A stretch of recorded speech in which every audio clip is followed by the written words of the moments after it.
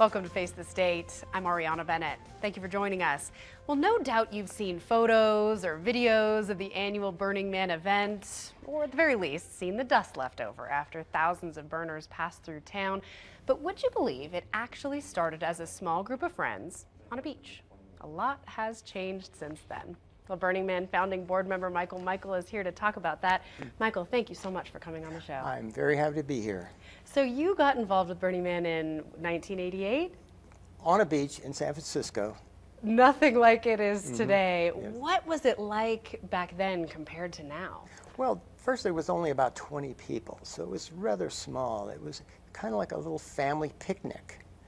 And Jerry James and Larry Harvey, both friends of mine, went down to the beach and built a small wooden man, and they burned it. And they brought their families, and it was just kind of a family affair. And it grew. Yes, Every year it grew.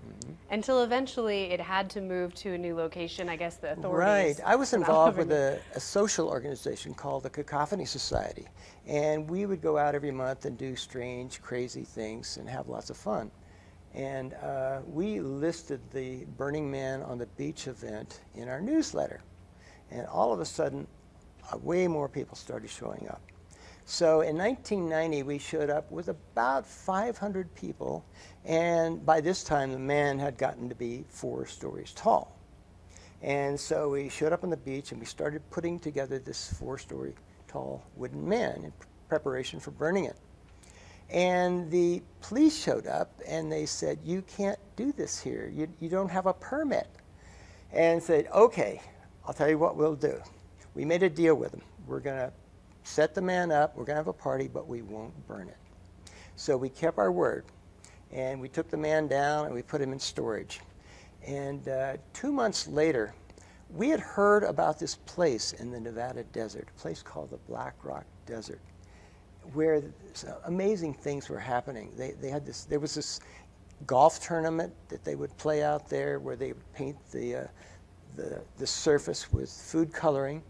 And there was a giant game of croquet, where the croquet balls were these 8-foot diameter balloons. And for mallets, they were using pickup trucks. We saw that video and said, we could burn a man out there. So on Labor Day weekend of 1990, we took Burning Man out to the Black Rock Desert. Yeah, and I understand you were instrumental in making that transition happen. Did you have any idea when you did that it was going to grow into this massive event that we have now? Well, when we first showed up it was about 80 people. And I took a stick and I drew a line in the ground, and I said, on the other side of this line, everything will be different. And then we all stepped across that line together. But that was the first year, and it continued to grow. And the authorities didn't even know we were out there the first couple of years. This was on federal land run by the Bureau of Land Management. And the second year, 1991, they found out that we had been there. And we had to fax them a permit 2 weeks after the event happened. But it was about 1992 that I looked out and I saw this and everything going on in the camp. I said, this means something. This is important. And it really grew from there. So is it exciting to you to see it catch on like this? Or is it a little sad, kind of like a birthday party that gets crashed by the rest of the world? Well, you know, I can remember a time when I could stand in the middle of camp and talk to everyone without yelling. And now we have a massive communication systems with radios and microwave links. And it's different than it was in those very early days. But it's still the most amazing thing that's happening on the planet. So no sadness to see Not how really, it's grown. you know. It's grown, and that's the way it is. And I still have my little camp there with friends, and I do enjoy it still. What do you think it is about Burning Man that has made it so popular, that's attracted so many people from so many places? It is so different than what people are used to. We grow up and we live in this environment with all these things and relationships and commerce, And at Burning Man, we have a rule that everything has to be free. You can't buy or sell anything. So we have this process of gifting where everybody gives freely. And that's been very effective in changing the way that people relate to each other. So out there, their experiences are unmediated by commerce, and it makes a great deal of difference. They're free to be themselves. They can be or act the way that they want to be, and they're accepted as they are. And they can create amazing works of art. Oh, and it is so amazing. I was lucky enough to go out there in 2011 and, you know, larger than life pieces of art, and it's all interactive. You can climb on it and play with it, and it really is hard to describe, and everyone should go out and see it at some point in their lives. But is it difficult at all that as it's grown and as, you know, the permits have been required and there have been caps placed on the population, that there's some kind of real world regulation that's crept in on the event? There are somewhat regulations that are being imposed, but it's still much the same way that it feels that it was in the early days. What about the money element? It is expensive to go. Tickets are, you know, $400, something like that.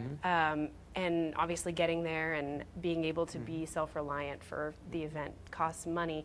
Do you see that as undermining the mission at all? Not really, because we also have a low-income program. We have 5,000 tickets that we sell at a very low price. Only people have to apply for them, and they have to describe their situation and their circumstances, poor starving artist or whatever it may be. And because we want a broad range of participants to be there.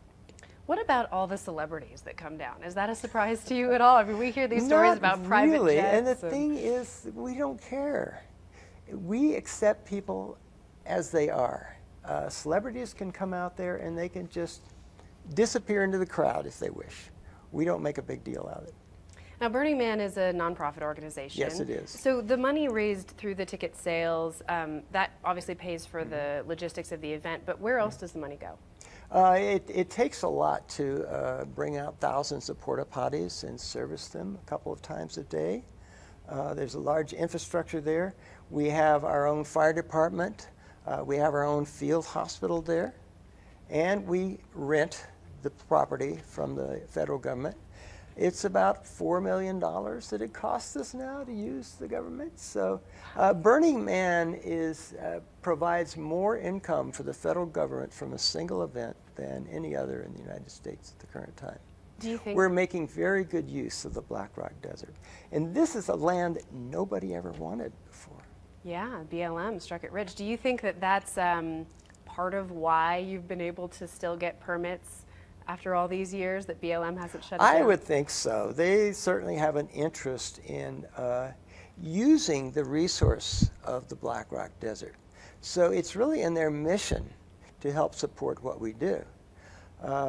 Because of our leave no trace ethic and the way that we take care of the desert and clean up completely after we leave, when we leave, we've actually set the standard for the federal government for large-scale events. All of them have to adhere to the Burning Man standard of cleanup that we have set. So how long does the whole process take? I mean, it's a full year of planning and then the cleanup? Well, the Black Rock City doing the event takes about a month before and a month after. But we work on Burning Man all year long. Right, and there are events that happen here in town, and it's more than just... There are a lot of local events that are happening around Burning Man. Events related to Burning Man, like Burning Man gatherings. We also have more than 80 regional events that are happening around the world in 34 different countries. These are regional events which happen on their own, and they're locally run and operated. So do you go to those in other parts of the world? I have been to them. It's a lot of fun to go to those. Is it similar to the one here? Very much so, but each one has their own flavor, and that's what's unique. I went to a regional gathering in Colorado a few years back, and it was up in the woods. And so much different than being the Black Rock. And I set up my tent, and it was on a hill, so I kept rolling down all night long. But it was a wonderful gathering, so much fun. I really enjoyed it. And have you been to any of the ones in other parts of the world? I've not been to any of the ones outside the U.S. lately, but it's amazing that the fastest growing regional events in the world are in areas where they've had difficulty with culture clashes. And Mid-Burn in Israel takes place, and they bring together both Israelis and Palestinians camping together, building art. There's a burn in South Africa, which now has more than 10,000 people at, and it's in its 8th year, and they're doing very well. Do you think there's a moral there that people are looking for something? I think that Burning Man has something to teach the world. Burning Man can teach the world about bringing people together and getting along, thriving in a community, even if it's only temporary. And I think we can teach people about how to take care of the planet. Absolutely. Where do you see the organization going? Do you see Burning Man ever having an end? Burning Man mutates, and it's actually designed to do that and survive. The way it's set up, I hope that it goes beyond our lifetime. Do you ever see yourself wanting to be done? I don't know. I'm enjoying the role. I tend to be a catalyst within the organization, and I start things, and then I go on to the next thing. I drove the first art car to Burning Man in 1991, which was kind of funny. It was a crushed Oldsmobile, which had been smashed in the Loma Prieta earthquake in San Francisco in 1989. And I put a new paint job on it and got a license plate at the time of the earthquake and drove it around. It was so much fun. It was actually in the National Auto Museum show here in Reno a few years ago when they did a show about Burning Man art cars. Oh, that's great. Yeah. And now there are so many art cars that there's a literal DMV. Yes, we have a Department of Mutant Vehicles, as it's called. Oh, it's just so cool. It's so interesting to hear your story. It's a perfect opportunity for us to take a quick break. Okay. Michael, stay with us. But coming up on Face the State, I will be back with Michael to talk about this year's burn. That's right after the break.